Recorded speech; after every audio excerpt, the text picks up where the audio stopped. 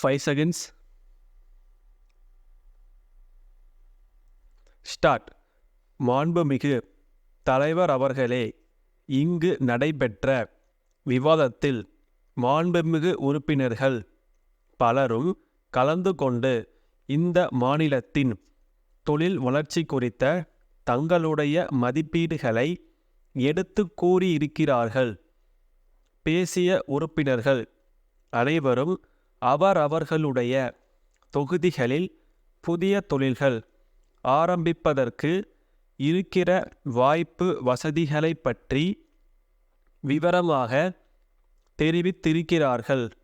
அவர்களுடைய ஆக்கப்பூர்வமான ஆலோசனைகளை எல்லாம் இந்த அரசு கவனமாக பரிசீலித்து தேவையான நடவடிக்கைகளை மேற்கொள்ள ஆவன செய்யும் என்பதை முதற்கண் தெரிவித்துக் கொள்கிறேன். கடந்த காலத்தில் நமது மாநிலத்தின் தொழில் வளர்ச்சியை நாம் பார்த்தோமென்றால் புதிய தொழிற்சாலைகள் நகரங்களை சுற்றியே அமைக்கப்பட்டு நடைபெற்று வருவதை காணலாம். அவற்றை நிறுவியவர்கள் அப்போது இருந்த மின்சார வசதி, மூலப்பொருள்கள் கிடைப்பதற்குரிய வாய்ப்புகள், போக்குவரத்து வசதி ஆகியவற்றை கருத்தில் கொண்டு தொழிற்சாலைகளை நகரங்களுக்கு அருகே துவக்கி இருக்கலாம். ஆனால் தற்போது மின்சார வசதியும் போக்குவரத்து வசதியும் எல்லா இடங்களுக்கும் பரவி இருப்பதால் புதிதாக ஆரம்பிக்கப்படும் தொழில்கள் மாநிலத்தில் பரவலாக ஆரம்பிக்கப்படுவதில் எவ்விதமான சிரமமும் இல்லை. அவ்வாறு செய்தால் ஆங்காங்கே வேலைவாய்ப்பு ஏற்பட்டு வேலையில்லா திண்டாட்டம் குறைவதற்கு வழி ஏற்படும்.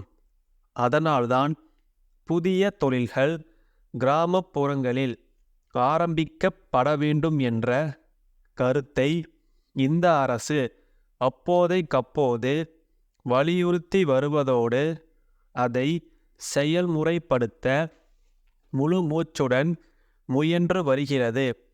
அந்த முயற்சியின் ஒரு பகுதியாக ஒரு சில பகுதிகள் தொழில் வளர்ச்சியில் பின்தங்கிய பகுதிகள் என அறிவிக்கப்பட்டு அந்த பகுதிகளில் தொழில் துவங்க விரும்பும் தொழில் முனைவர்களுக்கு மத்திய அரசும் மாநில அரசும் பல்வேறு வகைகளில் ஊக்கம் அளித்து வருவதை மாண்புமிகு உறுப்பினர்கள் அறிவார்கள்.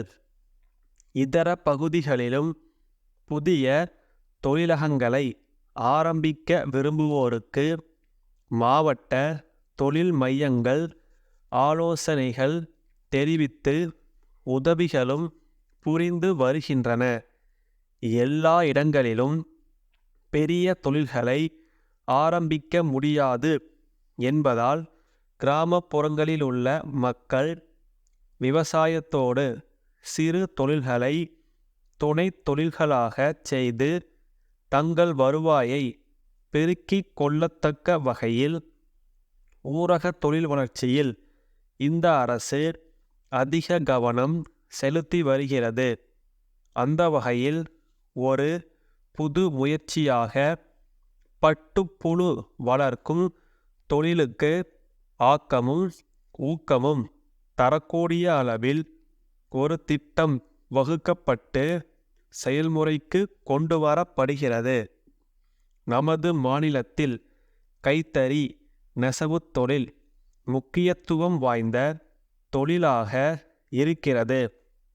வெளிநாட்டினரும் வியந்து பாராட்டத்தக்க முறையில் வனப்புமிக்க பட்டுப்புடவைகளை நம் மாநிலத்திலுள்ள கைத்தறி நெசவாளர்கள் தயாரிக்கிறார்கள். பட்டு நெசவுத் தொழிலுக்கு தேவையான மூலப்பொருளாகிய பட்டினை பெற பட்டுப்புழு வளர்க்கும் தொழில் வளர்ச்சி பெற வேண்டும். அது பட்டுப்புழு மற்றும் பட்டு நெசவுத் தொழிலில் ஈடுபட்டுள்ளவர்களுக்கு உதவிகரமாக அமையும். மதுரை மேலமாசி வீதியிலுள்ள முருகன் நிறுவனத்தினர் சென்னை அண்ணா சாலையிலுள்ள பாலன் நிறுவனத்திற்கு எழுதிய கடிதம். அன்புடையீர், தங்களுடைய நேற்றைய தேதியிட்ட கடிதம் கிடைக்க பெற்றோம். நாங்கள் விற்பனைக்காக அனுப்பி வைக்குமாறு கேட்டிருந்த நவீன சமையல் வாயு அடுப்புகளை நாங்கள் கேட்டிருந்த எண்ணிக்கையில் பாதியளவே அனுப்பியதற்கான காரணங்களை தங்கள் கடிதத்தில் விவரமாக குறிப்பிட்டிருக்கிறீர்கள். மாநில அளவில் மொத்த விற்பனையாளர்களாகிய நீங்களே இவற்றை மிக குறைந்த எண்ணிக்கையில்தான் உற்பத்தியாளர்களிடமிருந்து பெறுகிறீர்கள் என்பதை உங்கள் கடிதம் வாயிலாக அறிந்தோம். நிலைமையை சீர்படுத்த தங்கள் விற்பனை அதிகாரி அடுத்த வாரம் பம்பாய் சென்று உற்பத்தியாளர்களுடன் பேச இருப்பதாகவும் தெரிவித்துள்ளீர்கள். இது சம்பந்தமாக தாங்கள் மேற்கொண்டுள்ள முயற்சியை பாராட்டுவதோடு அதில் வெற்றி பெறுவீர்கள் எனவும் நம்புகிறோம். புதிய பயனீட்டாளர்கள், நீங்கள் மொத்த விற்பனை உரிமை பெற்றுள்ள இந்த வகை அடுப்பின் உயர்தரம், நீடித்த உழைப்புத்திறன் ஆகியவற்றை நன்றாக உணர்ந்துள்ளார்கள். ஆகவே அவர்கள் இந்த வகை அடுப்பையே எங்களிடம் அதிகமாக வாங்க விரும்புகிறார்கள். தங்கள் நம்பிக்கையுள்ள ஸ்டாப்.